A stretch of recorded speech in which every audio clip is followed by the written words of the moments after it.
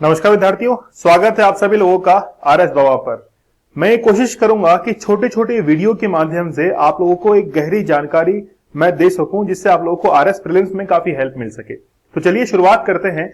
हम लोग देखते हैं कि एमएसएमई यानी कि माइक्रो स्मॉल मीडियम एंटरप्राइजेज जो है, इसके लिए आखिरकार क्या नीति है, कौन सी जो है वो पॉलिसी है।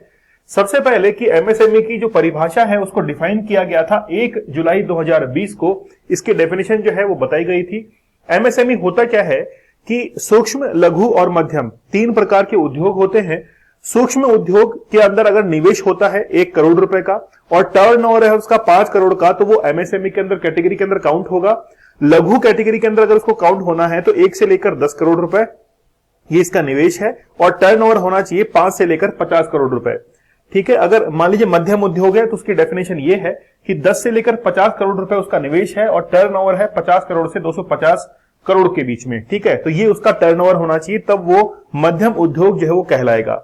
आप लोग इसको ऐसे भी याद कर सकते हैं कि अगर यहां पर आप लोग हर समय 5 से मल्टीप्लाई करेंगे, 1 से 5, ठीक है, फिर यहां पर आ जाएगा 10 से 50, फिर यहां पर आ जाएगा 5 से मल्टीप्लाई करने पर कितना आ जाएगा 50 से 250।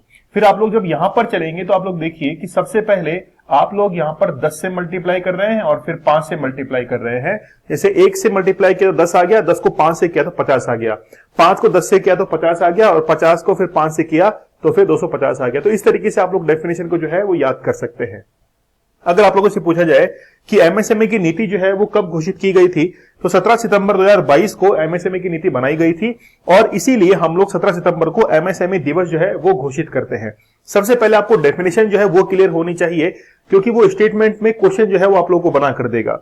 फिर एमएसएमई अधिनियम जो है वो 2019 को आया था, जो कि लागू हुआ था 17 जुलाई 2019 को, और जितने भी एमएसएमई उद्योग हैं उनके लिए एक वेब पोर्टल बनाया गया है, राज उद्योग मित्र। अगर जितने भी उद्योगपति हैं उनको कोई परेशानी आती है तो वो इस वेब पोर्टल पर जो है अपने समस्या का समाधान ले सकते हैं, राज उद्योग मित्र पर। इसके लिए समाधान के लिए 10 परिषदें बनाई गई हैं, 10 काउंसिल है, जिसमें से 2 राज्य स्तर पर है और 8 जो है वो संभागीय स्तर पर है। ठीक है। जब भी कोई उद्योग स्थापित होता है तो उसको एक पावती प्रमाण पत्र, जिसको आप लोग कहते हैं एक सर्टिफिकेट जो है लेना पड़ता है। वो इस डेफिनेशन के अकॉर्डिंग उसको सर्टिफिकेट मिलता है, और 3 साल तक राज्य के सभी कानूनों के तहत अनुमोदन और निरीक्षण से उसको छूट प्रदान हो जाती है। तो इस कारण से, इस तरह से वो जो उद्योग है वो काफी हद तक जो है वो ग्रो कर सकता है, अपना विकास कर सकता है। तो आपको यहां पर ध्यान में रखनी सबसे पहली बात, तो ये डेफिनेशन आपको क्लियर होनी चाहिए। एमएसएमई की नीति कब बनाई गई थी ये आपको पता होनी चाहिए। एमएसएमई दिवस कब आता है, 17 सितंबर को आता है। एमएसएमई अधिनियम आता है 2019 को। ठीक है। ये वर्ष याद रखना है, और लागू की गई थी 17 जुलाई 2019 को। राज उद्योग मित्र ये जो वेब पोर्टल है, ये एमएसएमई के जितने भी उद्योग हैं उनके समाधान हेतु है। इसके साथ में ही समाधान हेतु 10 परिषदें बनाई गई हैं, 2 राज्य स्तर पर और 8 संभाग स्तर पर। इसके साथ में ही पावती पत्र जिनके पास में होता है, 3 साल तक राज्य के सभी कानूनों के तहत अनुमोदन और निरीक्षण से छूट प्रदान हो जाती है। ठीक है।